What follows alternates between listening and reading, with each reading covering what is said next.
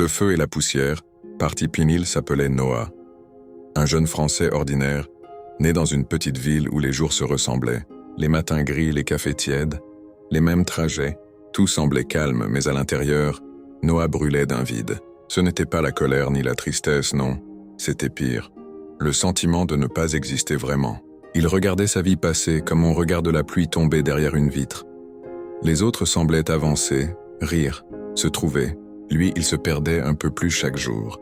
Puis un soir, tout a basculé. Il sortit de regarder dans le miroir et sort et dit « Tu ne sais plus que la poussière de ce que tu rêvais d'être. C'est ce soir-là qu'il a décidé de tout changer. Pas demain, pas lundi. Maintenant. » Les premiers jours furent un enfer. Il se levait à 5 heures du matin pour courir. Ses jambes brûlaient, sa tête criait d'arrêter. Mais chaque fois qu'il voulait renoncer, une voix revenait. « Tu as déjà vécu l'échec. Essaie donc de vivre la discipline. » Au début, il n'avait pas de plan précis. Seulement une règle. Ne jamais négocier avec sa paresse. S'il disait qu'il allait faire quelque chose, il le faisait. Point. Il a arrêté de chercher la motivation. Il a compris que la motivation, c'est le feu d'artifice du début, mais que la discipline, c'est le feu de forge. Celui qui brûle lentement et transforme la pierre en épée. Les semaines passaient. Le monde extérieur n'avait pas changé. Même ville, même métro, même visage. Mais à l'intérieur, tout se reconstruisait. Chaque matin, il sentait son esprit devenir plus dur, plus calme, plus tranchant. Un jour, un ami lui a dit « Pourquoi tu te fais ça?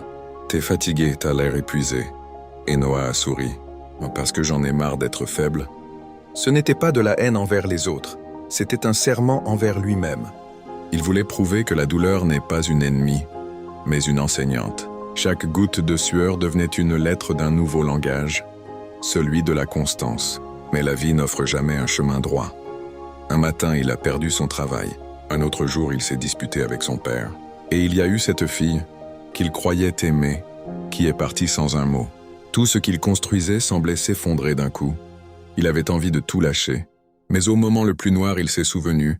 Si tu tombes, tombe vers l'avant. Alors il s'est relevé.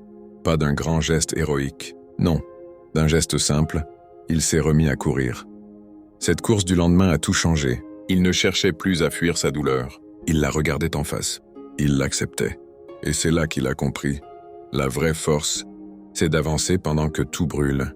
Il n'était plus ce garçon perdu devant son miroir. Il devenait quelqu'un que même la tempête ne pouvait plus plier.